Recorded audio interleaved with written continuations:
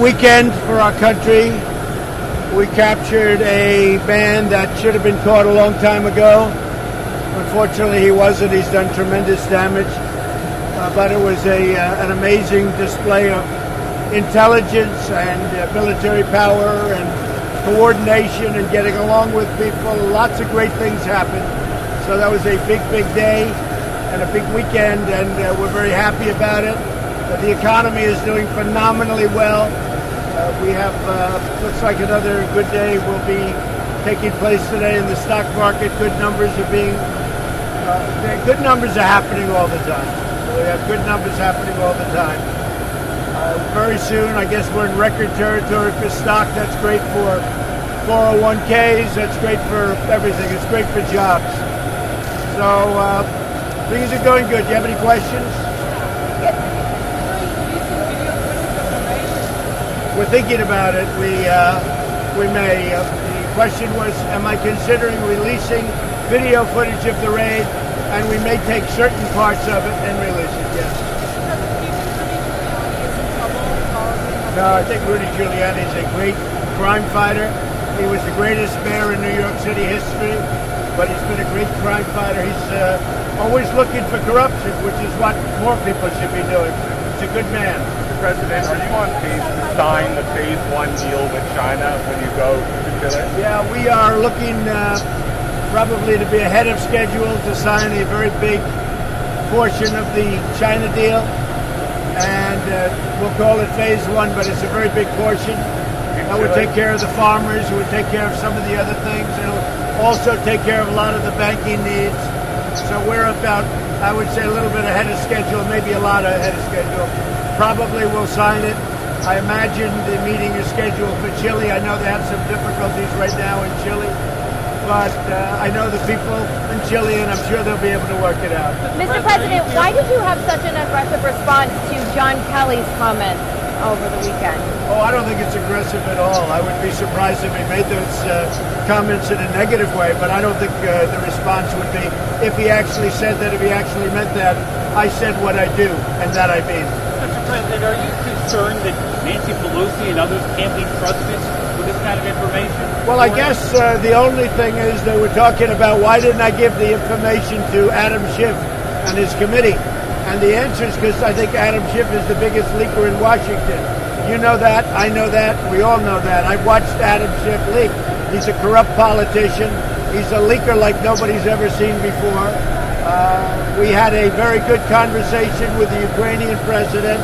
The conversation was perfect. They don't ever talk about the conversation. It started with a whistleblower. Now they don't want the whistleblower. Then they had a second whistleblower. Now they don't want the second whistleblower.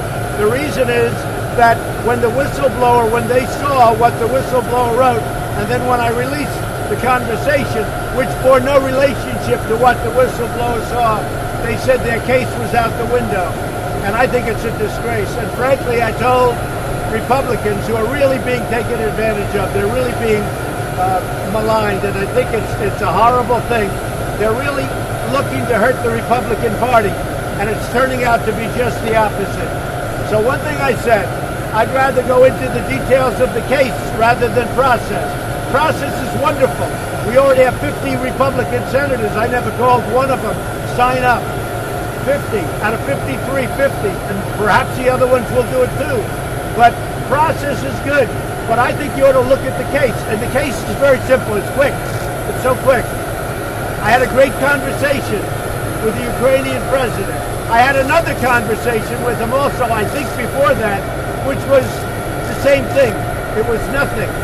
They tried to take that conversation and make it into a big scandal. The problem was we had it transcribed. It was an exact transcription of the conversation. So, in a nutshell, a whistleblower wrote a false narrative of the conversation. Now they don't want to talk about the whistleblower because they didn't think I was going to release the conversation. When I released the conversation, I blew up Schiff's act. And just to put topping on it, the Russian, as you know, the new Russian president, a good man, made a statement. There was no anything. There was no pressure put on him, no anything. The foreign minister of Ukraine made a statement. There was absolutely no pressure put on. They didn't even know what we were talking about. And just to finish it off, Adam Schiff went up before Congress, and he made up my words. He didn't copy what I said. He didn't know him probably at the time. Nobody thought I was going to release the conversation. I got the approval from Ukraine. Once I released the conversation, this thing all died. And that's what they should be looking. And Adam Schiff went before Congress. And Adam Schiff, what he did will never be forgotten. He made up a conversation that was a phony fabrication. It was a fraud. And people shouldn't be allowed to get away. They say he has immunity because he's a member of Congress. People shouldn't be allowed to do that. That's a criminal act. What he did is a criminal act. President, Mr. USMCA. I hope they approve USMCA. It's in there. It's a great agreement for the United States, for our farmers, for our manufacturers, for unions, for everything. It's been approved by Mexico and Canada. They're waiting. We don't seem to be able to have time for Nancy Pelosi. I call them the do-nothing Democrats. They're the do-nothing Democrats. And frankly, if they put it up, it's going to win very easily. It's going to have bipartisan support. I have no idea what they're doing with it. I can't imagine it takes this long. But they're so busy focusing on a witch hunt and a scam. Thank you. Can you clarify something?